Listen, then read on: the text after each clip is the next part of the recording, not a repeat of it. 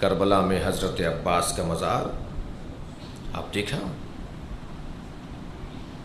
عباس کی دنیا ان کی شجاعت تھی، لیکن میرے مولا عباس نے اپنی دنیا سے کیسے ہاتھ اٹھایا؟ 36 سال تک جس کربلا کا انتظار کیا ہو، اللہ اکبر، 36 سال کی عمر ہے کربلا میں حضرت عباس کی، لیکن جب کربلا پہنچے ہیں تو عباس کو تلوار چلانے کی اجازت نہیں تھی۔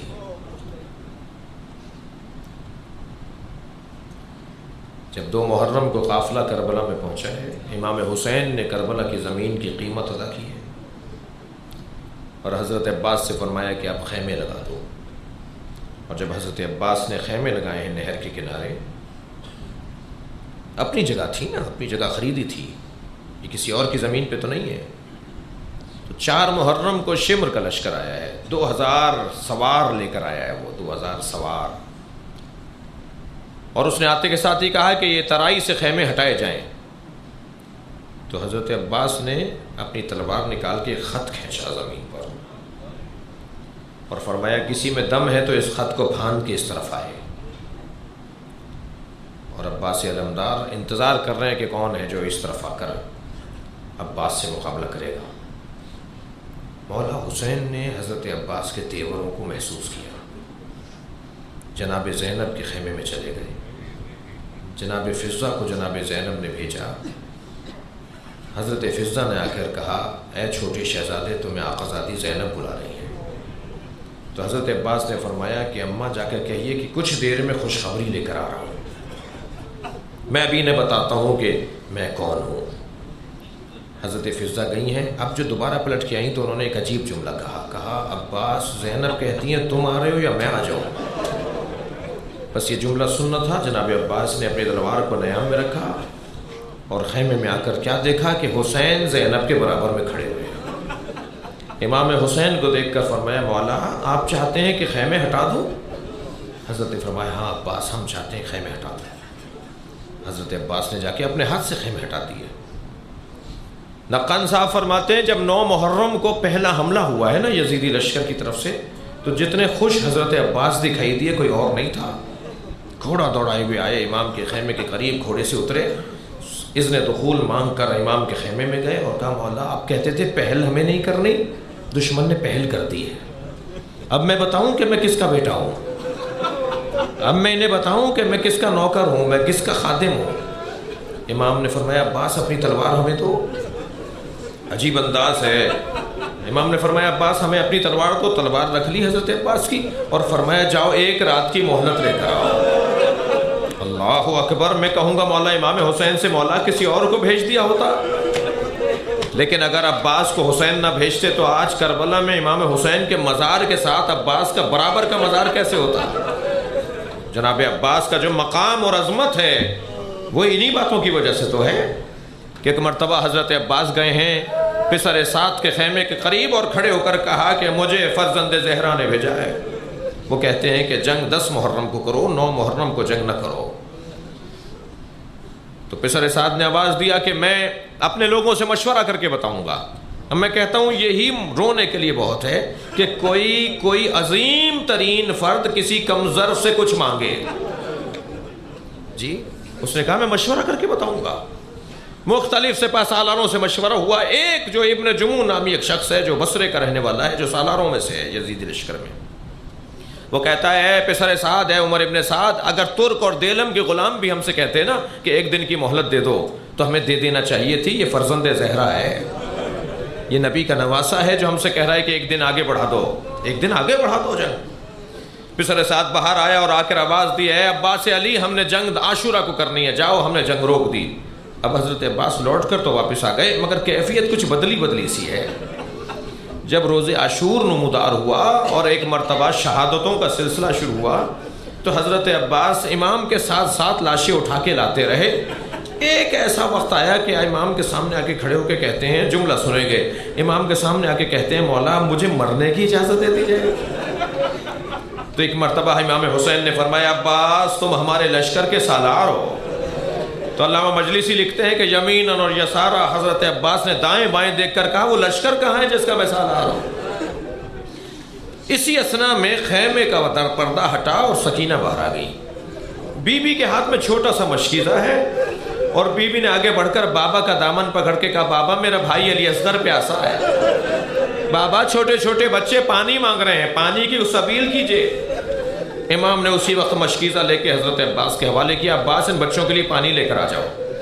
حضرت عباس نہر کی طرف گئے ہیں اور ایک مرتبہ عباس کا آتا ہوا گھوڑا دیکھ کر نہر پر قابض سپاہیوں نے رستہ چھوڑنا شروع کر دیا. حضرت نہر کے کنارے پہنچے، مشکیزہ بھرا، چلوں میں پانی لے کر بلند کیا. شاید اس کا فلسفہ یہ تھا کہ سپاہیوں کو دکھا رہے تھے کہ میں پانی پی سکتا ہوں مگر میرا مولا پیاسا ہے. یہ کہہ کر عباس نے اپنے پانی چلو کا دریا میں واپس پھینکا، مشکیزہ بھرا اور واپس آ رہے ہیں حضرت عباس. عزاداروں، ایک مرتبہ جب عباس لوٹ رہے تھے تو ایک درخت کے اوٹ میں سے حضرت عباس پر حملہ ہوا، ایک بازو حضرت کا قلم ہو گیا. حضرت نے دوسرے ہاتھ میں مشکیزہ اور علم سنبھالا، کچھ دیر بعد دوسرا بازو بھی قلم ہو گیا اور پھر حضرت نے اپنے منہ میں مشکیزے کا تسمہ پکڑ لیا اور اپنے گھوڑے سے یہ کہتے ہوئے جا رہے ہیں مجھے جلدی پہنچا، سکینہ پانی کا انتظار کر رہی ہے. اجرکم اللہ. آپ رو رہے ہیں، آپ کی آوازیں بلند ہو رہی ہیں. اللہ کسی غم میں نہ رلائے سوائے غم اہل بیت میں، ہمیں رونے اور رلانے والوں میں قرار دے. جیسے ہی حضرت عباس کا گھوڑا برق کی مانند آگے بڑھا تو ایک تیر سنسناتا ہوا آیا جو مشکیزے میں آ کے لگا. عزاداروں، مشکیزے کا پانی نہیں بہہ رہا تھا، عباس کی آس بہہ رہی تھی. آواز دیا ہے گھوڑے اب میں اس قابل نہیں ہوں کہ میں خیمے کی طرف جاؤں. جب گھوڑے نے اپنا رخ موڑا ہے تو ایک تیر آنکھ میں آ کے لگا. اب سلام کیجئے اس ماں کو جو جنت البقیع میں روزانہ جاتی ہیں، اپنی انگشت شہادت سے 4 قبروں کے نشان بناتی ہیں اور پھر قبروں پہ لکھتی ہیں اپنے 4 بچوں کے نام اور پھر ایک مرثیہ پڑھتی ہیں لا تدعو ام البنین، مجھے ام البنین مت کہا کرو، اس لیے کہ ام البنین تو بیٹوں کی ماں کو کہا جاتا ہے. میرے وہ بیٹے کہاں ہیں جن کی میں ماں ہوں؟ میرا عباس کربلا میں سو رہا ہے. حضرت عباس کی آنکھ میں جب آ کے تیر لگا ہے، میں آپ رونے والوں سے سوال کرتا ہوں اگر آنکھ میں کوئی بال بھی آ جائے تو کتنی بے چینی ہوتی ہے. میرے مولا عباس نے اپنے گھٹنوں کے زور سے تیر نکالنا چاہا، جیسے ہی سر جھکایا سر پر ایک گرز آ کر لگا. بس عباس نے ایک آواز بلند کی، مولا میرا سلام آخر. حسین اپنے گھوڑے پر بیٹھ کے روانہ ہوئے ہیں. سنیں گے عزادارو، حسین کا زلجنہ چلتے چلتے رک گیا. امام نے زلجنہ سے کہا مجھے جلدی میرے بھائی تک پہنچا، تو زلجنہ نے ایک جانب اشارہ کیا. اب جو امام نے دیکھا عباس کا کٹا ہوا بازو زمین پر تھا.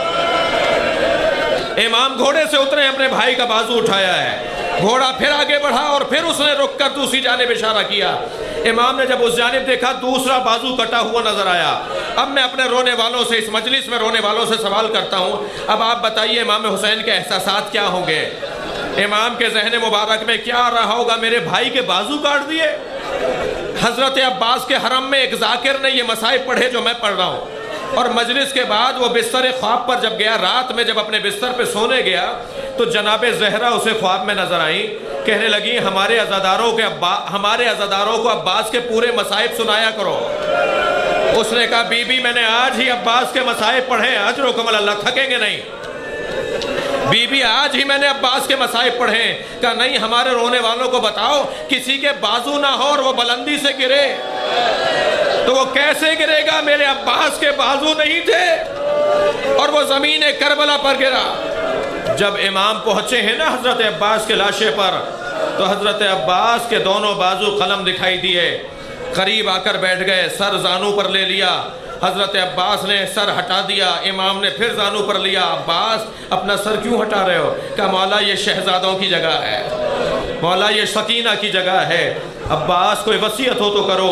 فرمانے لگے مولا میں چاہتا یہ ہوں کہ آپ کی زیارت کر کے دنیا سے جاؤں. امام نے فرمایا کیا چیز مانے ہیں؟ فرمایا میری آنکھ میں تیر لگا ہے اور دوسری آنکھ میں خون ہے. اگر مولا میرے ہاتھ ہوتے تو آپ کو زحمت نہ دیتا. میری آنکھ کا خون اگر صاف ہو جائے تو میں آپ کے چہرے کی زیارت کرنا چاہتا ہوں.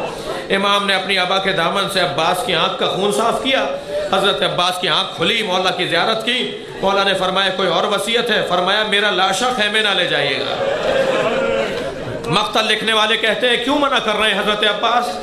ایک سبب تو یہ ہے جس کی کمر ٹوٹ گئی ہو وہ لاشا کیسے اٹھائے گا؟ اور دوسرا سبب یہ ہے کہ اگر سکینہ نے لاشے پر آ کر پانی مانگ لیا اجرکم علی اللہ کا، تو میں کیا جواب دوں گا؟ فرمایا مولا میرا لاشا خیمے نہ لے جائیے گا۔ امام نے فرمایا عباس ایک خواہش ہماری بھی ہے، کہ مولا حکم کریں گے۔ عباس ساری زندگی مولا کہا، ایک مرتبہ بھائی کہہ کر آواز دو۔